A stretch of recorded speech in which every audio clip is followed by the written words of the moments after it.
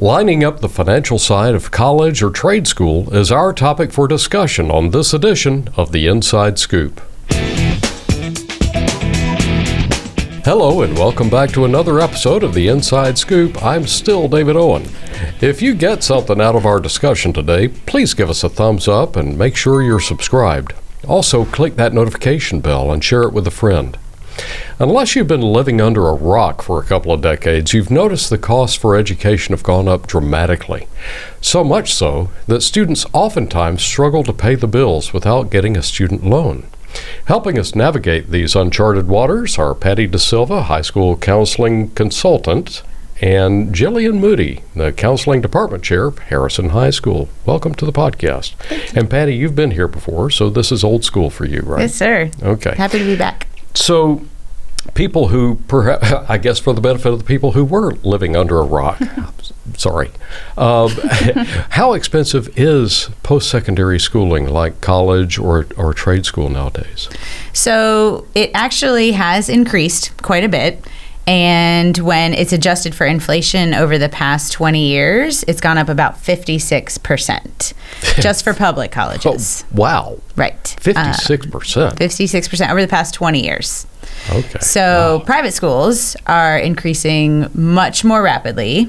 Public schools are following a little more in line with inflation, but the private schools are a rapid increase in order to keep up with costs that are associated that they don't get funding from the state or from the federal government. Okay, and those would be the ones, the private schools would be the ones that do not accept things like the Hope Scholarship and that sort of thing. Is that, it's not 100% across the board? Well, so the Hope Scholarship just operates a little differently for private schools. They get, I believe they call it a stipend, which is a fair word for it because it's a small amount. Something. Yes, a little something relating to, or especially, well, I should say, when compared to the cost of a private school. Whereas the Hope Scholarship for public colleges usually cover a percentage. Right. And this current year, which it could change every year with the budget, but this current year is actually back to covering about 85 to 90% for public colleges. Okay. And if a student does very well, then they qualify for the Zell-Miller? So this year, the governor's budget was able to kind of go back to just the Hope Scholarship, where if a student had a 3.0 or higher, that Zell or not, 3.0 or higher, they got the full Zell, basically, cost. But that depends on the budget every year. So it could be next year that's pulled back to being Hope versus Zell. But this year actually is different, where all students with a 3.0 or higher Hope Scholarship got the full scholarship package. Okay, so the sad part is it's subject to political winds of the day, right? It's subject. My understanding is it's subject to the governor's budget and what he's able to include and not include. Okay, you're being very generous. I mean, really, if we're being honest, it is subject to how many lottery tickets people buy in a given year. I'm not going to make any comment on that. Careful. I was about to do a promo, and I thought, no, I like my job. All right, so Gillian, you're out in the high school. You interact with these seniors and I guess juniors also at this level. So tell us what's on their minds as they're closing in on that finish line academically. And they're also trying to keep an eye on the future. What are they anxious about? What's their big concern? So I will say with students, I think their first concern is getting into their dream school. Okay. And then part two for students is how are we going to pay for it? Parents' number one concern is how are we going to pay for the dream school? Hopefully Johnny gets into.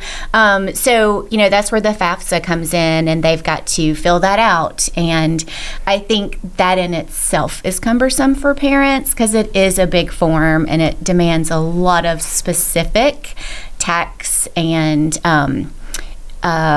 I guess your assets information, and a lot of parents have questions about, am I filling this out correctly? Am I including the equity in our savings? And what do they ask for us to fill out? So I think that the financial strain of preparing their students for their future is a big concern for parents with the costs going up every year. Sure. And of course it hits at tax time too. Of course. Right? I mean, that's it's like some diabolical mind got together with others and said, how could we really make their lives miserable? Right.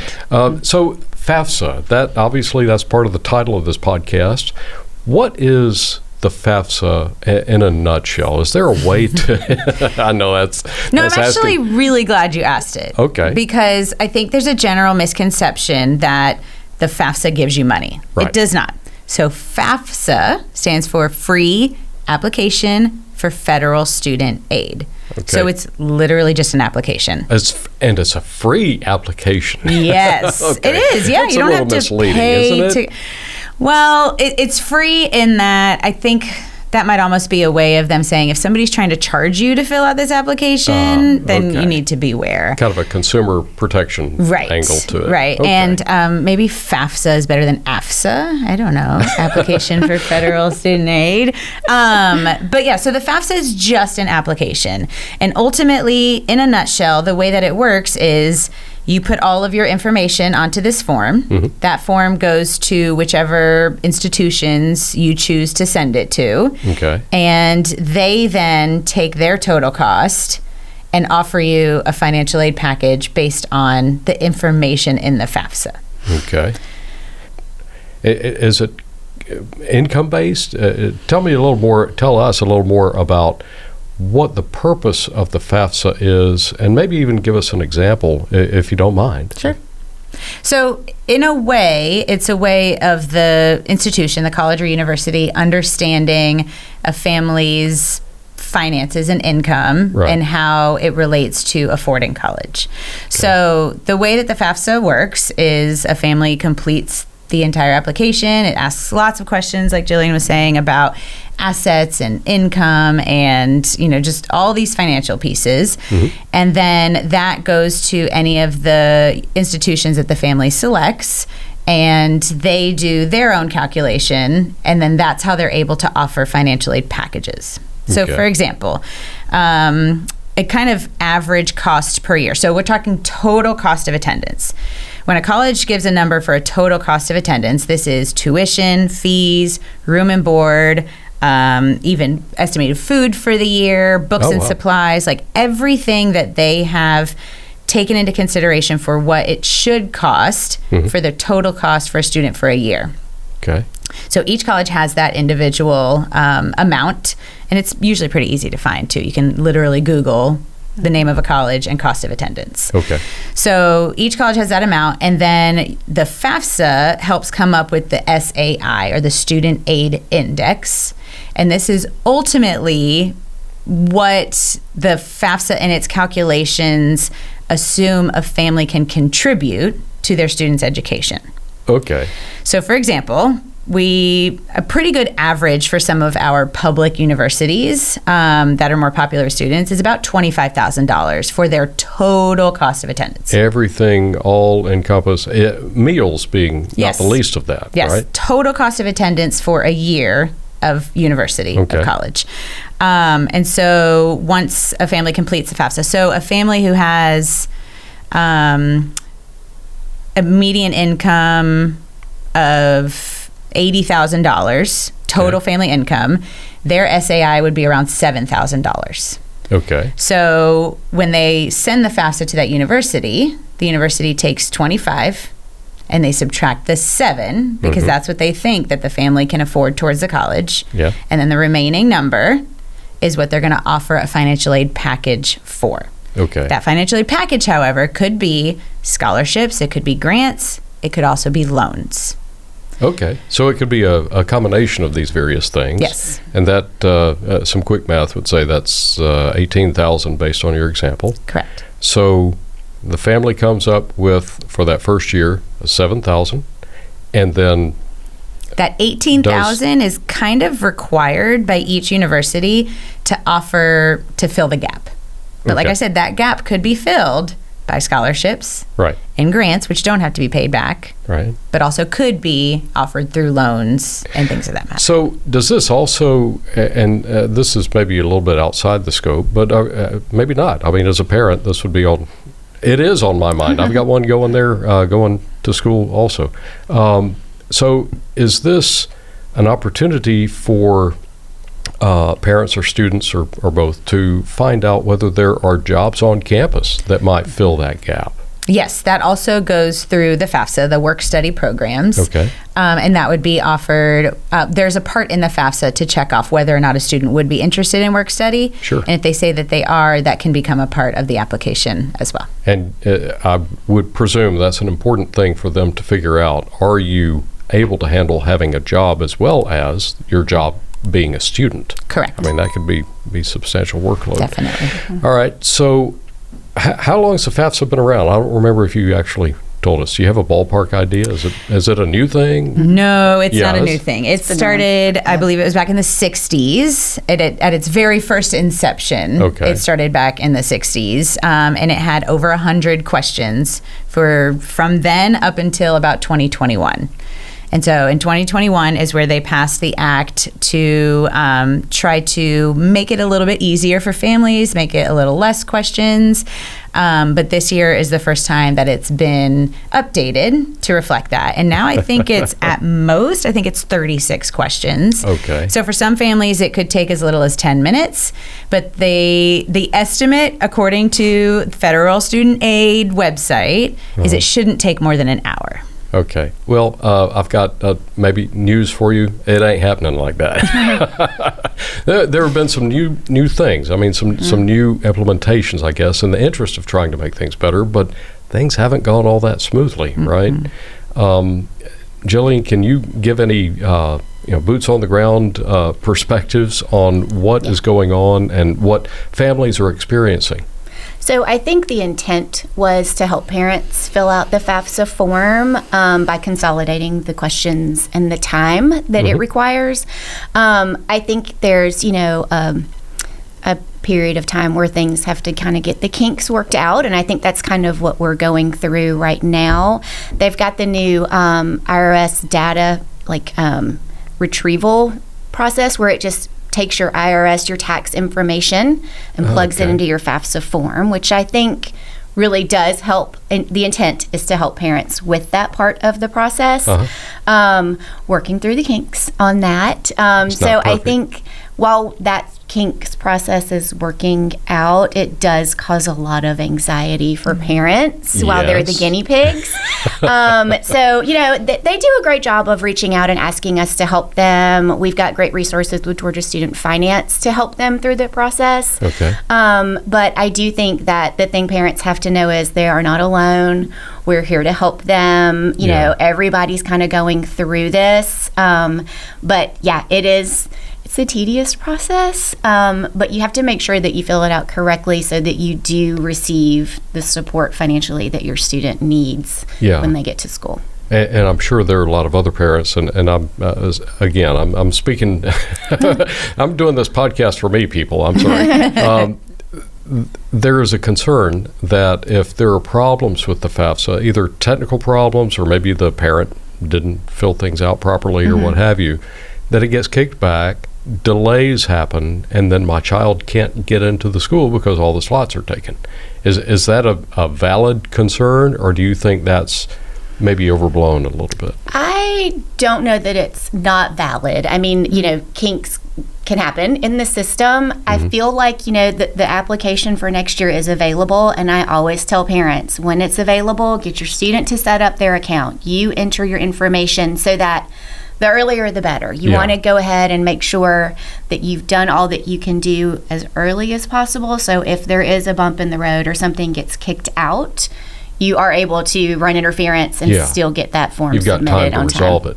Okay. And there's lots of resources available. So not only are the school counselors available, and most of our high schools do at least one financial aid night a year, and this year probably more than one. I know you did more than one. But some of our partners in ed also offer free webinars. So Apple Ruth offers free webinars pretty frequently. Who is that? Apple Ruth. Ruth. They're one of our partners in ed. They are a kind of tutoring and test prep company, but they also do a lot just about preparing students for the future and how to do the FAFSA.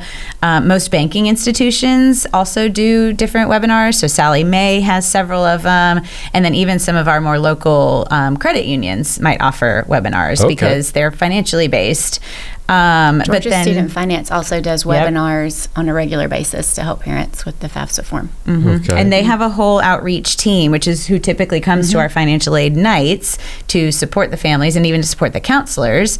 And they've even got a ton of resources on their website too that have videos and how-tos. But even beyond all of that, when you get into the actual FAFSA application, there's a little chat box that kind of follows you that if you're having trouble, it'll say click here. And it'll either give you some extra help information or there's a live chat that's available too where you can ask questions of those really working directly in the FAFSA. And it relates to what you're looking at that moment or the correct. question that you're dealing with. That's Technology has advanced well for that. When it works, it's wonderful. Yes, definitely. Okay.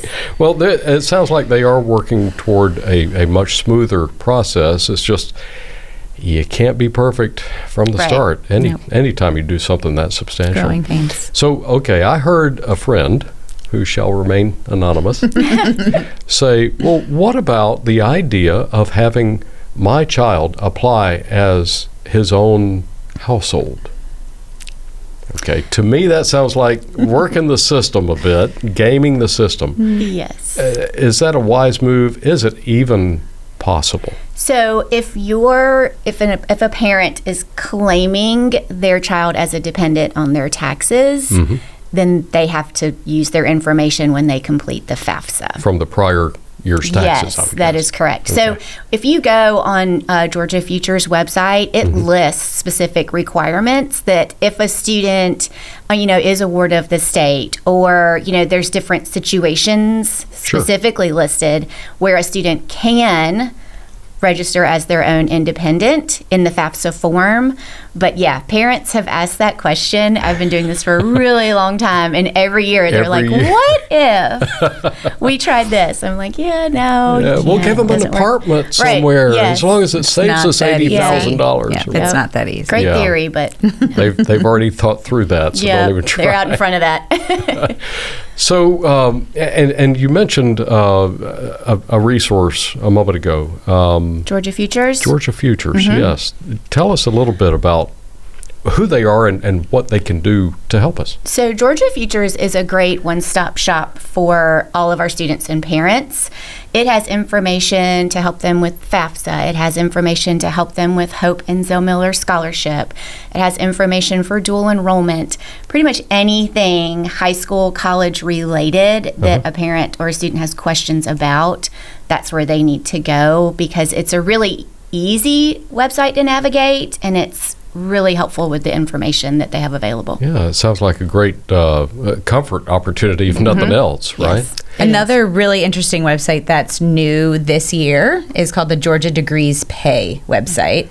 And that is kind of a joint effort between the USG, the University System of Georgia, and the DOE and lots of just state organizations. And the Georgia Degrees Pay website will take all of the USG, the University System of Georgia schools, so the 2- and 4-year colleges, not the technical schools. And it gives these just amazing graphs showing affordability, showing graduating after 4 years, even what jobs they secure after graduation, and it compares everything with, like I said, really nice graphs, even lays out colleges side by side. It lays out careers side by side. It's so a rabbit hole. Well, it's a rabbit hole. You could spend. It's not as way too much user-friendly time. as GA Futures, but it is a fascinating new website that has been put out just to help families really compare long-term versus just looking at dream school and this is where I want to go. Yeah, so you get a lot more information from the data. I'm a visual person, and so having a graph kind of show me things is my preference. Some people are like, no, get graphs away from me. You're going to fall down this rabbit hole. You're going to go far. All right. That's great. Won't see anybody after I sit in front of the computer. So is there anything else that parents who have a student headed toward post-secondary schooling needs to know at this point that could help them? You One guys of have the offered so much. things we do at most high schools is we have like a scholarship bulletin that's updated on all of our websites, and it is broken down by local scholarships available to our students, and it might be something like the Due West Elementary School scholarship. So seniors graduating that attended that specific elementary school can apply for a scholarship, all the way to, national scholarship applicant pools. So I always tell parents, I'm like, you need to FAFSA and see what you qualify for. And I give our scholarship bulletin to our junior parents so they can go ahead and look at the qualifications for all the different scholarships and start mapping out, okay, well, you're just shy of a community service activity. Wow. So you need to make sure you do this before the deadline so they can make sure they're applying for other financial supports. Again, having a little time to make adjustments along the way. Right. So, and again, this is for me. But if you have a senior, you could still pursue a scholarship for a second year in post-secondary, I would presume. Is that likely in many cases, or is that maybe So there's only scholarships that are annual, so they keep getting them, and it will stipulate that when they apply. I would say after they graduate, it's probably more of the institution scholarships they're going to be looking for, like a fellowship or something along those lines. Okay. But we do have scholarships that are Renewable. each year as they go through college. And I would agree with scholarships. I think sometimes families and students think that there's nothing out there, I'm not going to, be able to get any, but there actually is a ton of money out there that organizations want to give away. And we also each local school has a list, but then the entire district and all the students can access the scholarship list in Naviance, and those are ones that aren't specified to like the local school, but are actually more open and available for all students. And I would say not so much geared towards those national ones that say $20,000, Right. but look more for the local ones that are like $1,000 to $2,000 range. Look for local organizations. Look at the wherever the family works, or the utilities that they use, or anything that's truly local. And if a student is willing to put in the work, there really is a lot of scholarships that they can earn. And even if they're not renewable, it's still just kind of helpful for the first year, and they can still look for those scholarships for future years too, if they keep a track of where they earned them from. Yeah. I would say a misconception that a lot of parents have is that, my student doesn't have a 4.0, so they probably won't get any scholarships. Yeah. And there's scholarships for everything. So I always tell parents, I'm like, you need to look, because there's scholarships literally for everything, for activities, for Being left-handed. religion, for having big feet. Like there really is. There's scholarships out there. So taking the time to research it and get your student to complete the application and essay is probably the hard part about it, but they're there. The money is available. So, I would say scholarships is one piece of the financial conversation that has to be put in there. But the other piece, the FAFSA, I have a lot of families that'll say, oh, well, we won't qualify. And what I usually say is, what if you did that application and the college gives you just $500? Was that 1 hour of your time worth $500? And most of them, when you put it into that perspective, okay, you might not get $20,000. Right. But I think every little bit helps. Sure. Absolutely. Especially as the economy goes up and down. We all need to have something to fall back on. Absolutely. So, ending the podcast with the weirdest scholarship you've ever encountered. What comes to your mind? I would say the most specific one I probably ever saw was for redheads, and you had to write an essay about what it has meant to you to grow up being a redhead. Wow.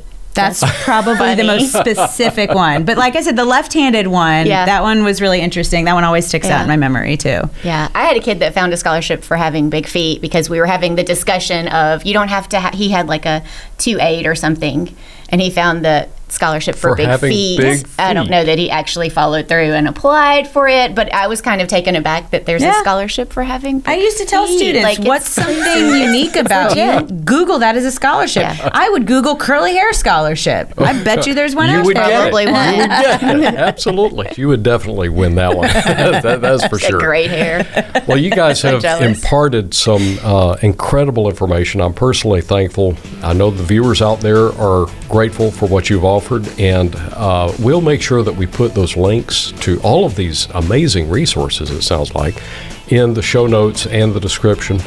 And if you've liked what you've heard or gotten something from this podcast, make sure that you like this podcast, click the like button, and share it with a friend because they could benefit too.